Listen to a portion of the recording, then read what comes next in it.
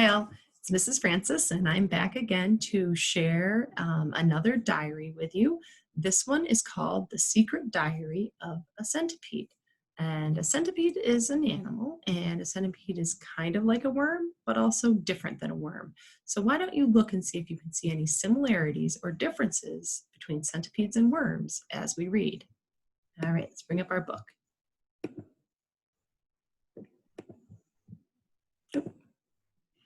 The Secret Diary of a Centipede by Felicia Law, illustrated by Leslie Danson.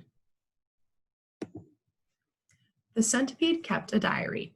A diary is a useful place to write down all the exciting things that happen in your life, just like we learned. Or, in a centipede's case, to keep a record of all your shoes. I know it seems a lot, but when you have 15 pairs of legs, you need an awful lot of shoes. Counting by twos, I wonder how many shoes that would be.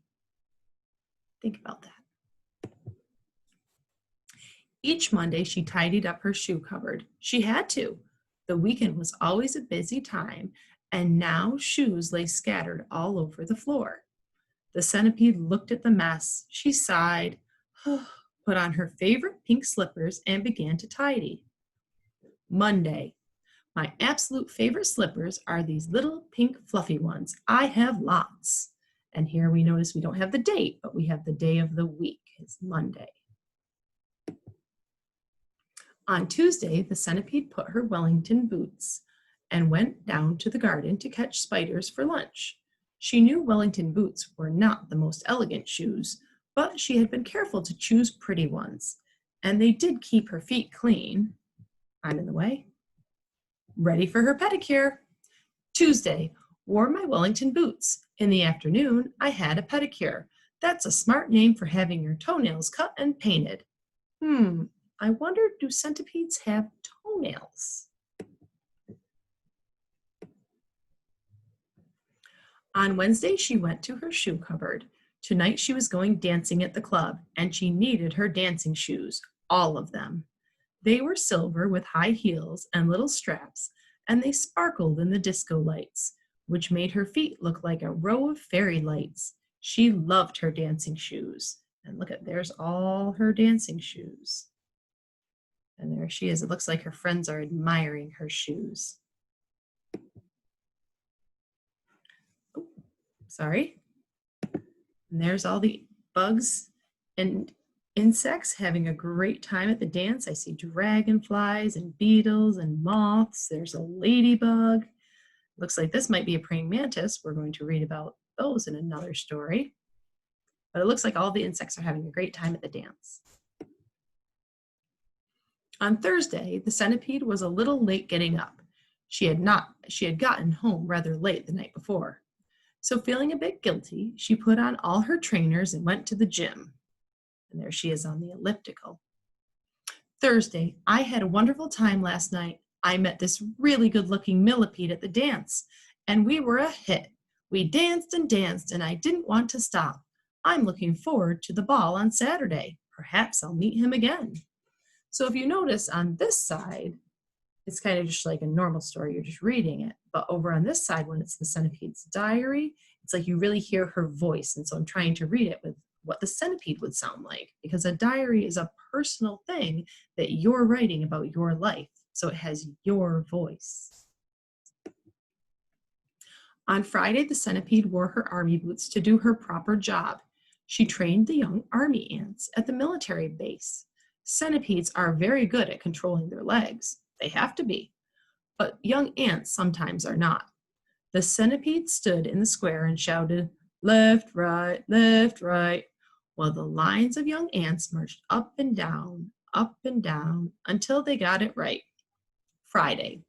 Why is it that when I shout left, right, the young ants go right, left, left? But they certainly know how to march in straight lines. On Saturday, the centipede got ready for the Saturday ball. She would wear her sparkly dancing shoes again. But something was wrong. One shoe was missing. She cleaned out the whole shoe cupboard. She placed all her shoes in neat rows, and she counted. And counted again. 2, 4, 6, 8, 10, 12, 14, 16, 18, 20, 22, 24, 26, 28, 29. They were all there except for one silver dancing shoe. Saturday, I spent the whole day sorting through the shoe cupboard, but it's not there. Where did I lose my silver dancing shoe? So she settled down by the fire in her favorite polka dot slippers with a good book and a packet of crispy worm flakes. Our worms we're reading about probably wouldn't like that. And tried hard not to think about the dance and the handsome millipede and what a great time she might be having now if only she hadn't lost a shoe. But the book didn't help.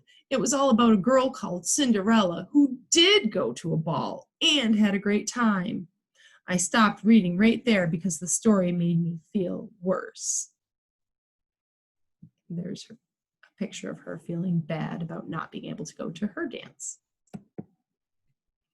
On Sunday, the centipede was woken early in the morning by a knock at the door. This was odd because the postman didn't come on Sundays, and it was usually a quiet day. Fortunately, she had taken her curlers out and was wearing her prettiest nightdress, because there on the doorstep was the millipede. And she could see he wasn't any old millipede, but a real prince. Sunday, I can't believe it. He said he found my shoe after we danced together at the club on Wednesday night. And he had been knocking on doors ever since, trying to find the owner of the shoe.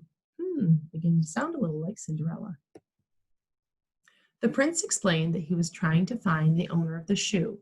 He had tried it on the feet of lots of centipedes, some with big feet and some with small, but he had not yet found the real owner. He carefully knelt down and took the shoe out of his pocket. The centipede put out her bare foot, and it fit. The prince said it was love at first sight. He said all kinds of lovely things about how pretty I was and how well I danced. Then he said I must live with him in his palace, and we would dance together every night. And they lived happily ever after. He didn't even mind all her shoes. After all, a palace has plenty of rooms. And he had quite a large shoe collection himself. All right, and that is the end of our book. And there's other secret diaries. There's Secret Diary of a Bear, Secret Diary of a Wolf, and Secret Diary of a Toad, if you'd like to read about more animals and their secret diaries. All right, friends. So in this diary, we heard about a centipede who has all these shoes and gets get dressed up and go have a great time, but then has some hardship when she loses her shoe and then is forced to stay in. We kind of have that going on now. So when you're writing your diary entry today, you can think about a time that you had a great time, like the centipede when she was at the dance at the ball. Or maybe when you kind of were missing out and you felt like you were sad because you wanted to do something and you couldn't.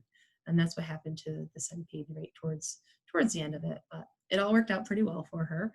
And thinking about centipedes and worms, one major difference about centipedes from worms is that centipedes have all those legs and all those feet. And pede from centipede actually means feet, and centa is the prefix for 100. So centipede literally means 100 feet. Now they don't actually have that many, but they have an awful lot, and that's one way that they're different creatures. Similarities, they both they look a lot alike, but those legs are a major difference between them. I hope you enjoyed the Secret Diary of the Centipede. Join me again for another diary tomorrow. Have a good night.